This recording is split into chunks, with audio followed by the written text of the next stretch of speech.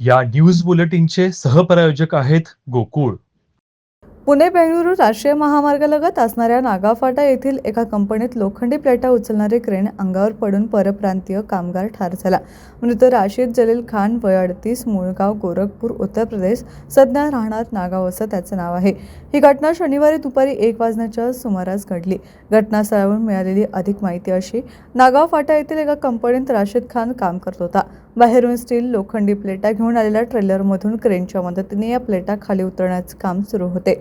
हे काम सुरू असताना राशिद हा ट्रेलरवर जाऊन प्लेटा वायररूपच्या सहाय्याने बांधून क्रेन चालकाला जिथे ठेवायची आहे ती जागा दाखवत असताना अचानक क्रेनला प्लेटाचे ओव्हरलोड वजन झाल्याने क्रेन पलटी होऊन त्यामध्ये राशिद हा क्रेनखाली सापडल्याने त्याचा कमरेखालील भागास गंभीर मार लागून मोठ्या प्रमाणात रक्तस्राव झाला.